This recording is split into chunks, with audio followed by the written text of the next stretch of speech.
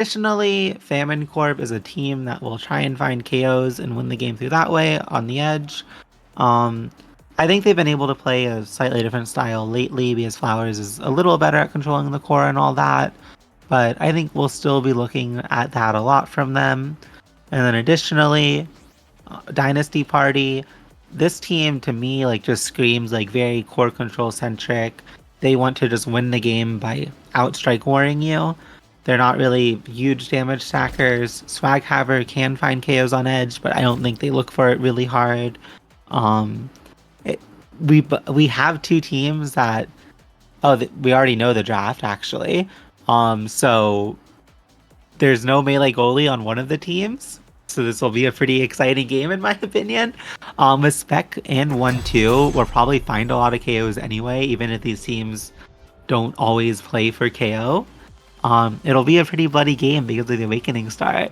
And in particular, Guaymi on the Juliet, really excited to see if she can find some Dash Punch KOs.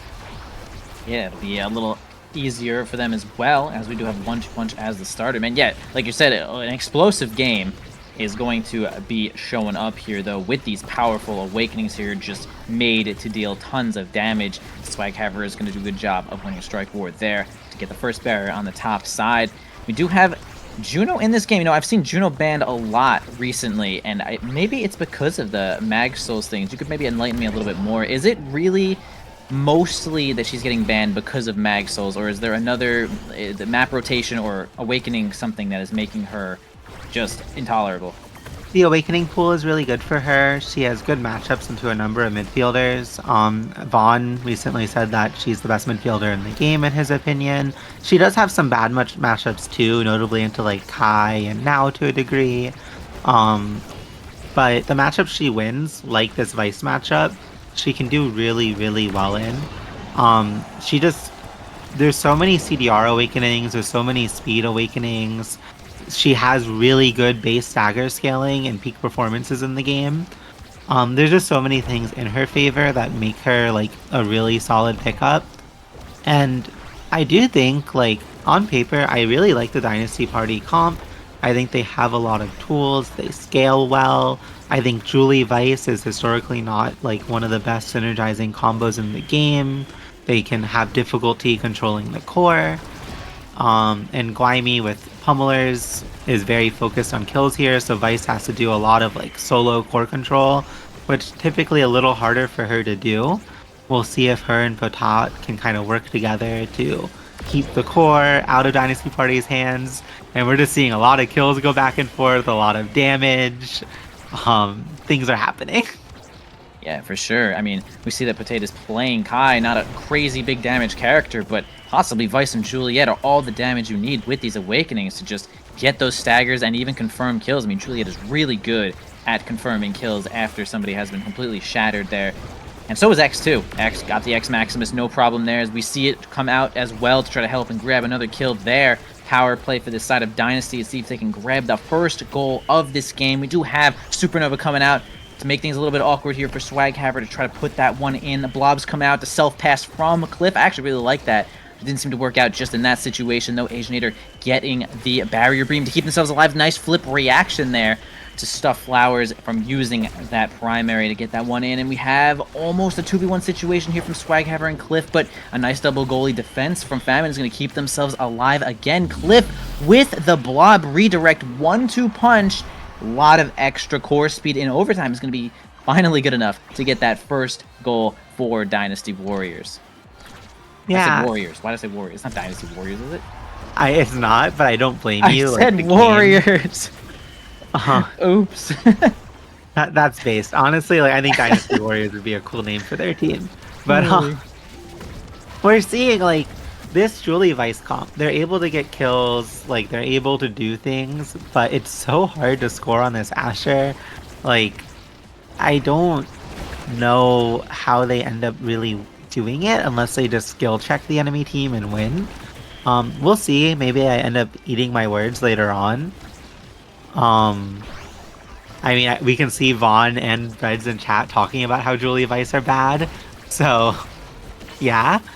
But I do think, like, if there's a player who will pilot the Vice well enough to win this game, It's Flowers. She's known as a Vice player. She has her Specs training, which if she gets heavy impact or something, she'll just start killing people from anywhere on the map. Um, there's like things that they can scale for and like hopefully get, but I do think this game is just so like the the Juno is so scary here. She can send the core so fast, and it's so hard for Red Team to deal with that. Um, However, they were able to kill Swaghaver. I don't even really know how. I think they were damage stacking him. And if they're able to find a score here, it'll be really good. Flowers, great secondary. Great teamwork by Guaymi and Flowers. Guaymi hits it up, which Swaghaver kind of like instinctively hits it up too. Flowers secures it. Flowers then emotes Asianator to continue their beef. Um, yeah, good round. Yeah, I do think Juno is an exceptionally good pick, not just for the Awakening draft or the map, but against Vice, against this whole team, really. Like, honestly, Barrage is not a super fast projectile. Giga Blast is going to be really tough to line up against some of the blob speed that you're going to be going against. And same with Vice. I mean, the primary is pretty fast, but it's not like Supernova or Thunderstruck is really going to be able to catch the core after Juno gets her hands on it, though. So it's going to be a tough situation there. A lot of positioning differences are really going to have to come out from this FAMN team if they're going to try to stop this Juno. And, well, Juno's so good that she is going to end up taking her own barrier there, it looks like. Squamy's going to try to find themselves a little bit. Okay, they weren't completely shattered there, but now they are finally shattered as well. So they're going to have to play a little bit defensively, though we have kind of a push for Dynasty, but they can't seem to manage it as the Supernova is going to come out and relieve a lot of pressure in the hands of Potate. Now back up, see if they can get the ball to Guaymi, who really just doesn't have a lot of health to work with, but that barrier beam actually stopped the ball before it went in, but the crazy Giga across the board, the hero Giga from Potate is actually going to line that one right up past Asianator into the goal. I mean, that's incredible. A Giga Blast, I think that's a pretty hard move to use. That is like the skill shot, like interpretation of skill shot, the most basic definition you can get, and that was really great. Yeah, definitely. And like we're seeing like for Famine Corp to score here, they have to like outskill the enemy team really hard and like make some like really crazy scoring sequences. Julie and Vice threw everything at that net and they couldn't score. Potat had like a miracle Giga, but like it went right through Asianator. It shouldn't have scored. These kinds of like sequences are what Famine Corp needs to be able to get the really good awakenings that they have to get to like consistently win these sets. Because like it's just really hard for Julie and Vice to score. It's worth noting, even if Famine Corp wins a set, X can still scale, Juno has Hotshot and stuff all available. It's still a really difficult game for Famine Corp. Great save by Potat, keeping their dreams alive. In my opinion, Famine Corp like needs a set win to like really say they have a chance of winning this game. And as long as like Dynasty Party doesn't like tilt or something, they don't really need this set. We'll see how it goes. Asianator has flip. Guaymi also almost has flip. Asianator and Guaymi, former teammates actually on Shion Shop. It's kind of like a lore matchup. I kind of forgot about that, but we'll see how that goes. Swaghaver, great KO, great score. And now they're on set point, and like I said, I think this is a must-win set for Famine Corp if they want to have a good chance of winning this game. Yeah, I can see that there.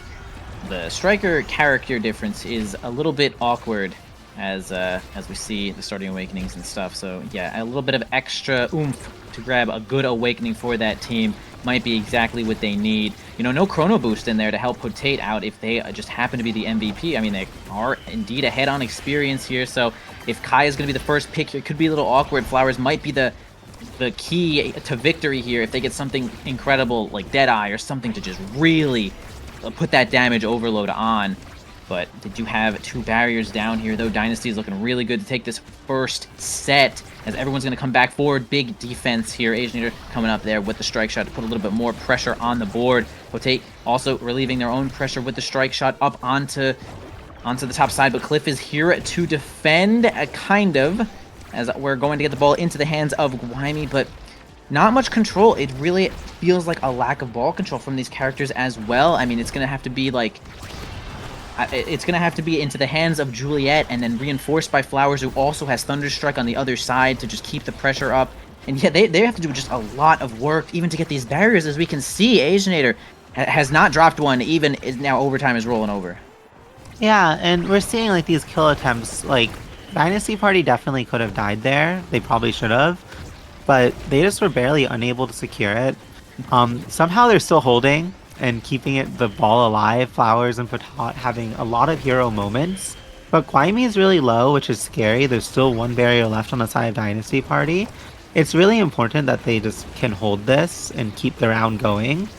And like, if they don't just randomly lose the barrier to Oxygen, they should win the round.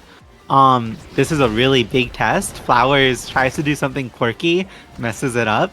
It happens. And the barrier stays up. Guaymi is really low, able to get the barrier, which is huge.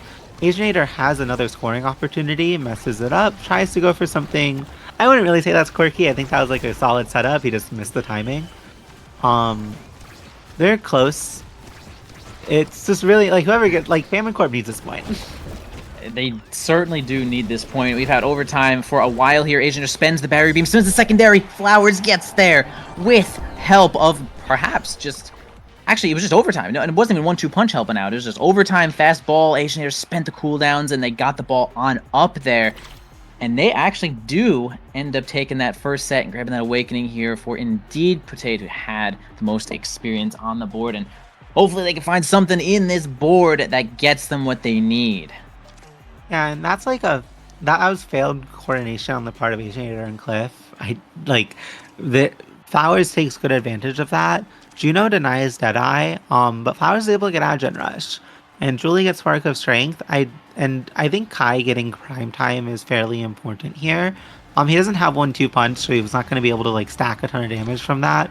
And I do think like overall that draft was better for Dynasty Party, but there's still like that win con where Flowers can get heavy impact, start finding some KOs with Spec, and now Agen, and just like hyper accelerate the game. However, Famine Fcorp loses both barriers. Swaghaver right in front of Patat's face with ult just quickly guarantees that goal. And this game can still blow wide open, and Dynasty Party can just start stomping it if they win the set and get the right awakenings. That is indeed a fact here, though, and Dynasty is going to definitely try to scale this X out of control. Even Juno, actually a pretty good character when it comes to scaling. Already has that 1-2 punch, and that's some of the best stuff that Juno can get is that crazy core speed. And we do see a really good kill, dash punch from Guaymi to make this power play happen. And indeed has the pummelers, so even that much stronger here in the power play. We're losing the ball, but now we got it here, though. On to Flowers. Guaymi can grab maybe one of these barriers here. Okay, Asianator has a tough time dribbling there, but no problem. Only one barrier down. The first barrier is always aesthetic anyway, as Potato is going to defend that one away. Huge path splitter here, but also even bigger kill from Flowers, getting Adrenaline Rush now, which is even stronger than Pummelers, which is also active. So it's like FAMN can actually really... I feel like that Dynasty has the scaling potential of this game, but when it's like per point, FAMN kind of has the scaling advantage, especially with this Adrenaline Rush. The Pummelers, I mean, as long as they can get these kills, that is like huge win con for FAMN. Yeah, and it's important to note, like, Cliff has died to a Julie dash punch this point, and also to Flowers' primary ult, like, bait that she does a lot when you try and strike the core from her. These are avoidable mistakes. Flowers also dying to an avoidable mistake. It wasn't damage stack, it wasn't, like, them getting pressured throughout the round, and I think, like, it shows that Dynasty Party can make mistakes and still like look really dominant in the round, still get both barriers, but it is way harder for Famine Fcorp to make mistakes and still like win the game, just because of the difference in their comp. It is kind of like I think both teams are doing pretty solidly, and I think they're playing around their win conditions well. Unfortunately, I think like Dynasty Party can't really be losing random barriers like that, but it doesn't really matter if Swaghaver just like finds a miracle score by setting the core really fast. It's a good job. Yeah, I was gonna say the ball was kind of walking on into Swaghaver there, and then Potato actually Giga Blasted X to the other side of the core, giving the sweet spot of the bell ringer, which maybe Potato was not ready for in that situation, as they were trying to avoid the whole situation from the beginning, but kind of lost it there. But either way, we're going to have a triple flip hit there from Swaghaver, doing 1,000,000 damage on the board and also winning that situation against Guaymi. I mean, it looks like Guaymi stole the flip, but also sent it at an angle that would keep the red ball, which is why it looked like Guaymi sent it in. And it's going to be Swaghaver getting the big MVP here. And I mean, that X MVP is all you could ask for on the side of Dynasty here. And a couple of awakenings. Nothing, honestly, Stagger Swagger is pretty good, pretty fine, but it's not like... I don't think this is a game-breaking awakening for this situation. I think it's important to note that a lot of how Famine Corp can win this game is by killing. And Swaghaver is the person that they should be killing. They killed Cliff in the last set, but like he's Juno and he scales a lot every level with Stagger. He shouldn't really be dying like that. And now he has extra special, which will help him farm more evades with energy from ult. But I think it does matter quite a bit. Dynasty parties should really die less. And if they win this set, then the X is just like Giga fist out of his mind. And great score there. Famine Corp is kind of caught lacking, goes a little too far forward. Guaymi has stacks though, which is really relevant. And Vice got missile prop. And Kai also has primetime hotshot. So they have like opportunities to find kills or to scale throughout the set and get speed to win in another way. But also like Dynasty Party is really strong. Asher has rapid fire 1-2 punch. The core is gonna be going fast. It's a hard game. Yeah, I'm certainly going to be underrating Stagger Swagger for that moment there, though. It's going to just give the extra speed. Yeah, keep them alive. Helps that stack catalyst, though. Now, you're right. Stagger Swagger actually super great pick there for sure. And, man, if Guaymi can get these stacks stacked up, perhaps they'll be able to maneuver around the board as much as they can. Juliet, not the most mobile character, but certainly Night Market does help with the speed gate in the middle there. But they do have their work cut out for them. Famine just getting beat down here from Swaghaver, but actually reverses that. Flowers gets a super good primary supernova. It's going to take that one. Oh my god. Nice Thunderstruck. Adrenaline Rush, extra speed. Guaymi passes it down. Perfect, flawless gameplay there from Famine to make that point happen. Whew, that was good. Yeah, and that's the thing that Flowers is amazing at. She knows her kill ranges. Ice can kill from so far if she hits like 2 of her abilities on you. And it's really like finding those things that is just like blatantly like skill checking the enemy team and calling them out. And that is like the only way that Famine Corp has been winning these rounds, by finding these like KOs that just really shouldn't be happening. But like the enemy team just doesn't know the kill ranges as well as Famine Corp does. But Guaymi is really low. She's staggered. She ends up finding a kill on her own though. And that's really big. Flowers, great primary scores, and Famine Corp is just kind of skill checking the enemy team and running them down. They are. I mean, Flowers in a really good position there to just assist Guaymi in that strike war and make it basically unwinnable for X, unless you had a bunch of extra cooldowns there. Wow, nice strike shot there to keep the barrier alive from that hot shot. And it's going to be, ooh, okay, Giga, keep that last barrier alive as well. Swaghaver's trying their best to get this one in there here. Cliff almost in position to get it, but yeah, they do get a strike war win eventually here. Swaghaver does eventually grab that second barrier. And again, Famine, tough time here with no barriers, but again, a big supernova kill for Flowers. Going to activate Adrenaline Rush, activate Pummelers. It's going to be a big power play here for Famine if they could just get themselves around the board. Cliff does have a lot of board presence, though, as they do have all of their cooldowns up and just the blobs to go with it. Extra special also helping out with a lot of that core control. You can't really get past the blobs sometimes without those cooldowns, so tough situation is Stagger. I keep saying Stagger, but Swaghaver. Great angle to get past Potate there. And that was just like infinite pressure. It feels like Potate might have just had that primary come up, kind of running out of cooldowns, even with, primetime hotshot, because like, the pressure that Juno puts up with X in front is just, I mean, you can imagine, you're watching it, it's really tough with that core speed. Yeah, when Dynasty Party doesn't die, their comp just wins. But they're dead again. Flowers able to find another great kill of using the X dash. Guaymi really low though. If they can somehow hold this barrier, they're unable to because Famine Corp plays it well. But Guaymi is still low. There's still like a chance for Dynasty Party to get a power play here. And they do. And Potot has flip. Flowers is really close to flip. Flowers also has ult backup. So they're able to stall out the play. Guaymi's up in 3 seconds, but it's really scary. Potot's getting low. Has no evade, even though he still has like a full bar of stagger almost, which is a really scary spot to be in. But Guaymi, great focus on Swaghaver, stops him from being able to continue to threaten Patat. And now Flowers, Famine Corp in a power play, kind of, because Swaghaver can't really do much. But Cliff finds a random core speed overtime goal.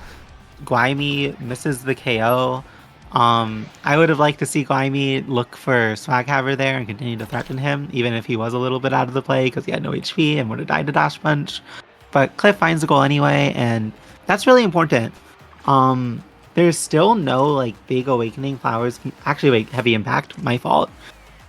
Forced to deny it. Flowers gets explosive entrance, which is still really good on Vice.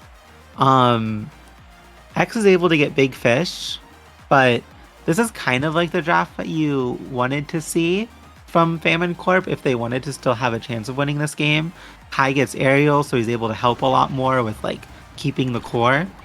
And yeah, Guaymi gets her second Spark of the game, Spark of Strength and Rezel, so it should be a lot harder for her to die and easier for her to find KOs. Meanwhile, though, Dynasty Party got a ton of, got Glass Cannon on Astro, so she should lose the barrier less randomly to, core speed moments. And we'll see what happens. Juno, unfortunately, heavy impact, barely does anything for her. So she kind of doesn't have the strongest build ever right now compared to the rest of the players. She would really like to have some primary CDR or something.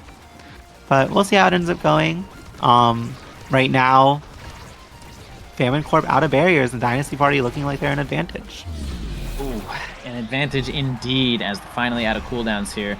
Swaghaver is going to get a one good angle, and it's going to send it right on in there, though. Potate, 2 or 3 strikes away from getting that flip, didn't just have it there. And I agree with what you were saying about that Awakening draft. I think Famine got just a slight edge there as far as some of these Awakenings go. I mean, aerial, I feels like Kai right now, I mean, I'm not super sure, but it feels like Kai might be lacking some super powerful Awakenings. I think Ariel's one of the better ones that he could find in this situation here, and he does end up getting it, though. And another power play for the side of Famine, it gets actually nullified by a kill from Dynasty, and now we have a little 2v2 for just a moment until Swaghaver comes right back up here, though. Guaymi's going to help play second goalie, but now we have a flip from Cliff. It's going to be good enough to get that barrier. Swaghaver on the front lines again, spends the X Maximus Bull Rush, but not going to end up getting the goal just yet. Potate fast enough to get the ball out of his hands, but once again, okay, good strike shot here to keep it away too. A flip from Asianator is going to get it past Guaymi again, and the pressure is just going to build up here, though, as we have Juno maybe getting a couple cooldowns here to get this core speed, but Flowers spends a Supernova, almost gets Swaghaver out of there, but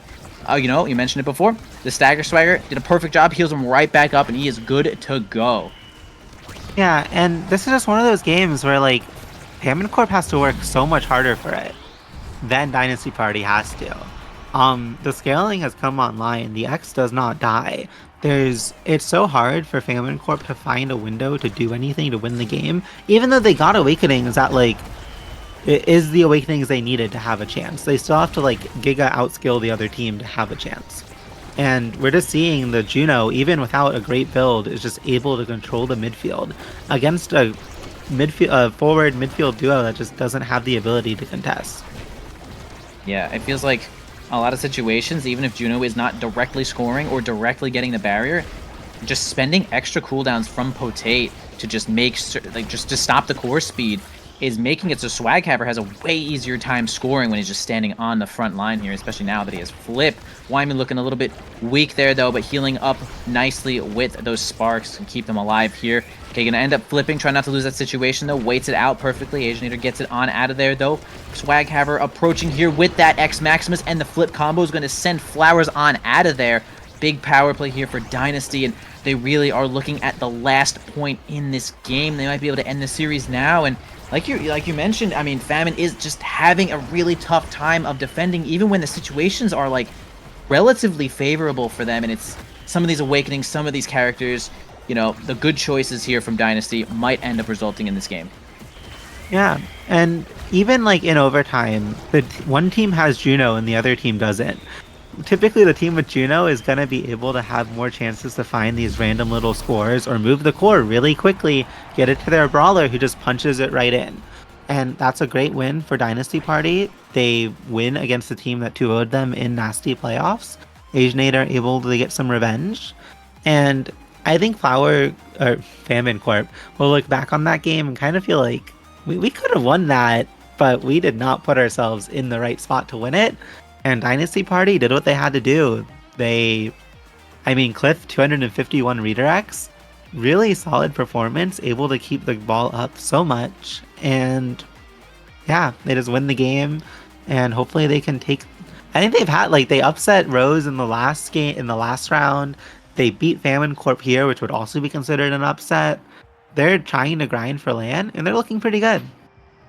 Yeah, I agree. I think the what you have said is right. They put themselves in the right situation to win that game with some of those decisions, and it showed right there. I mean, they even it was a really good effort there from FAMN. I mean, they had more kills, 12 kills on the board. There's simply more kills than Dynasty, but really tough situation when you're dealing with that Juno in overtime, like you had mentioned. But again, nonetheless, great effort there. And still more great games to come as we're gonna once again hit just a little bit break, let the players get ready. I mean, we're not going on break because it's fun. These players got to get ready, get in here, and make sure that they're on board for playing this game. So another great match coming up for you in just a few minutes. Stick around.